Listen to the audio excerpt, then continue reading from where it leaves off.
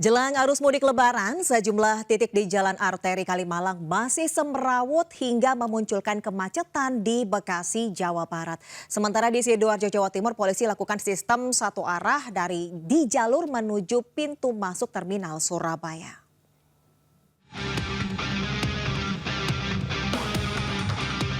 Kesemrawutan dan kemacetan parah terjadi di ruas jalur mudik Jalan Kiai Haji Nur Ali atau Jalan Arteri Kalimalang Selatan, Jagasampurna, Bekasi.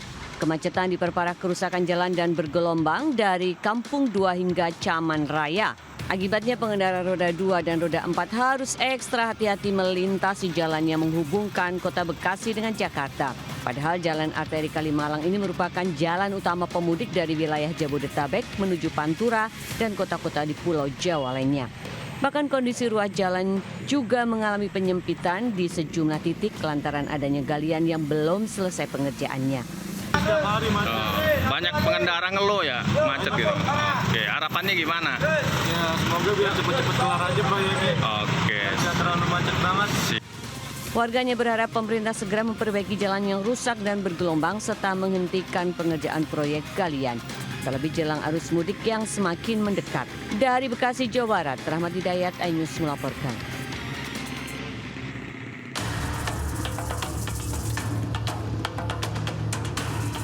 Petugas Polresta Sidoarjo mulai uji coba penutupan Jalan Lejen Sutoyo atau jalan akses menuju pintu masuk terminal Purabaya, Surabaya menjadi one way.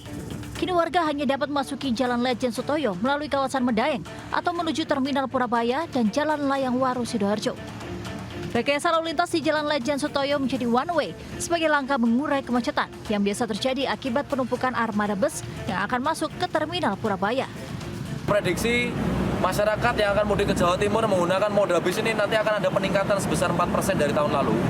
Jadi kita perlu membuat special treatment atau pola rekayasa yang di luar seperti biasa, kita berlakukan one way secara temporer, seperti itu Mas. Selain memberlakukan one way di jalan akses masuk terminal Purabaya, petugas Polresta Sidoarjo juga menyiapkan sejumlah rekayasa lalu lintas lainnya hingga pengaturan waktu lampu rambu lalu lintas sebagai antisipasi mencegah kemacetan di kawasan terminal Purabaya.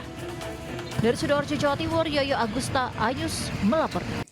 Pemirsa, ribuan warga padati lapangan Denggung untuk menukarkan uang baru jelang Hari Raya di Sleman, Yogyakarta. Sementara di Serang, Banten, mak-mak mulai memburu perhiasan emas untuk dipakai saat Idul Fitri.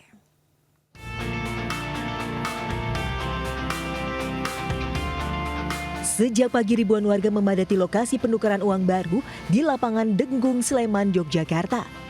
Mereka rela antri berjam-jam hingga mengular demi mendapatkan pecahan uang baru untuk dibagikan pada sanak keluarga saat Lebaran nanti. Untuk bisa menukarkan uang baru, masyarakat cukup registrasi secara online dan konfirmasi ke petugas agar memperoleh nomor urut antrean. Oke sih, udah ada BI Pintar, udah ngikutin zaman ya, udah semakin teknologinya semakin digunakan. Uang berapa aja yang tadi yang ditukar, Bu? Kami nukarnya itu di pecahan 50.000, 20, 10, 5.000 sama 2.000. Sementara itu, kantor perwakilan Bank Indonesia di Yogyakarta menyiapkan uang tunai sebesar 4,61 triliun rupiah untuk memenuhi kebutuhan masyarakat selama Ramadan dan Idul Fitri 1446 Hijriah. Dari Sleman, Yogyakarta, Heru Triyoko, iNews melaporkan.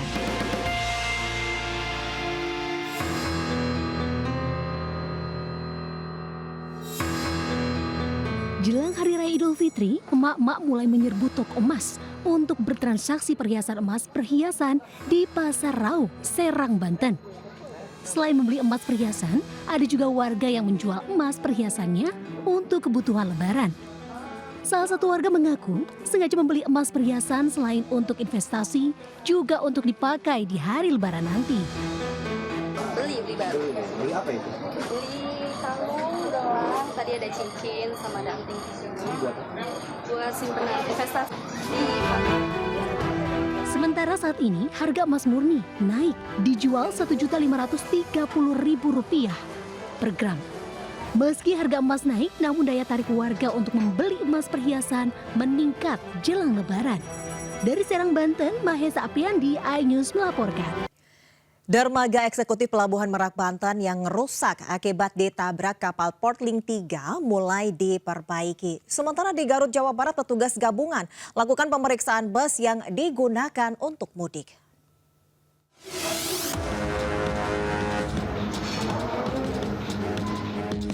Sejumlah pekerja beserta alat berat dikerahkan untuk memperbaiki movable bridge di dermaga eksekutif Pelabuhan Merak, Kota Cilegon, Banten yang rusak tertabrak KMP Portling 3. Perbaikan segera dilakukan untuk melayani pengguna jasa jelang angkutan Lebaran 2025. Dari hasil rapat PT SDP Indonesia Ferry, perbaikan dermaga membutuhkan waktu 10 hari ke depan. Saat ini, dermaga eksekutif masih bisa beroperasi untuk bongkar muat melayani pengguna jasa, namun hanya menggunakan satu pintu samping.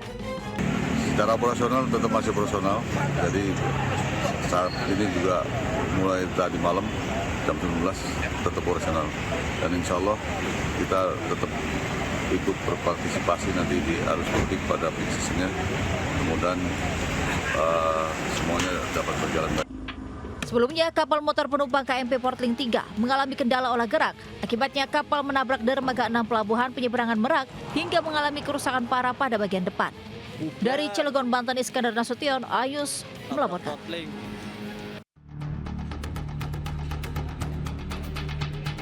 Petugas gabungan Satlantas Polres Garut dan Kementerian Perhubungan memeriksa uji kelayakan fungsi kendaraan bus yang akan dijadikan angkutan Lebaran mendatang. Pemeriksaan fungsi kendaraan meliputi rem, lampu, persneling, hingga ban dan wiper mobil. Selain itu, petugas juga memeriksa kelengkapan surat-surat kendaraan, termasuk masa berlaku uji kelayakan kendaraan. Pengecekan dilakukan agar bus aman saat membawa penumpang, terutama saat memasuki libur mudik Lebaran serta menghindari kemacetan. Untuk menghadapi peningkatan arus transportasi yang menggunakan nanti kendaraan umum agar bisa berjalan dengan baik, masyarakat nanti terlayani dengan baik, terhindari dari permasalahan, kecelakaan, dan lain-lain. Pemeriksaan armada bus ini akan terus dilakukan hingga mendekati masa angkutan Lebaran mendatang. Diperkirakan peningkatan jumlah pemudik di Garut akan terus bertambah dan puncaknya terjadi tanggal 28 Maret mendatang. Dari Garut, Jawa Barat, I Solihin, Ayus melaporkan.